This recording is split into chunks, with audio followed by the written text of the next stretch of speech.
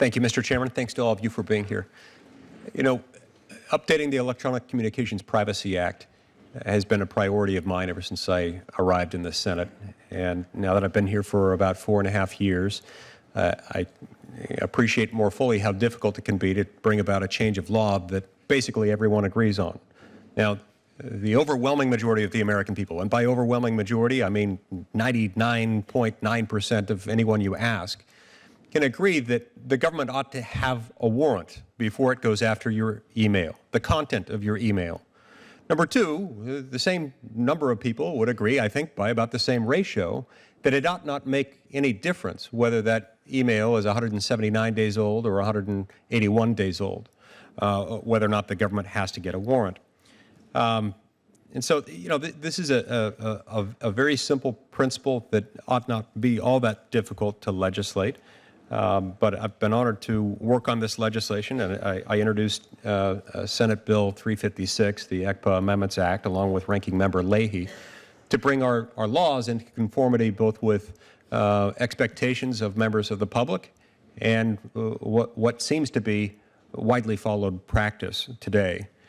To start out with, I want to ask each of you a simple yes or no question. I want to ask you, does your agency believe that it should, under normal circumstances, meaning in the absence of a generally applicable, widely recognized exception to the warrant requirement, should it be required to get a warrant in order to get at the content of people's emails, regardless of the age of the email? We'll start with you, Ms. Tirinjo. The Department has indicated that we do not oppose a warrant requirement for our criminal entities when they are obtaining information from a third-party provider to the public, but note some concerns about that rule where there is no warrant authority available, like in our civil investigations. Okay.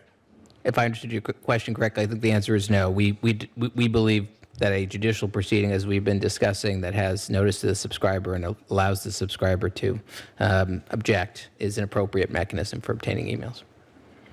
And do we agree with the SEC's position? We agree with the SEC's position. Got it. Okay, so I do think that while there are a few people in Washington, D.C. who can understand what you're saying, I think the overwhelming majority of the American people would be very disturbed to hear that that question can't be answered with a simple no, that the government should not be able to get at people's emails and the content of their email without a warrant. Now, let me direct a question your way, Ms. Tirinjo. I'm concerned that the Department of Justice, once it has obtained emails, it may use those emails for any investigation related to the initial reason for the acquisition or not. So if you obtained emails on a mere subpoena in a civil investigation, what, if anything, would prevent those same emails that you obtained without a warrant in the context of a civil investigation with a subpoena, what would prevent the department from using that in a criminal prosecution? So certainly it would not be acceptable for things to be obtained on the civil side for the purposes of trying to use it on the criminal side. When things are in use, they should be done according to the authorities that are available.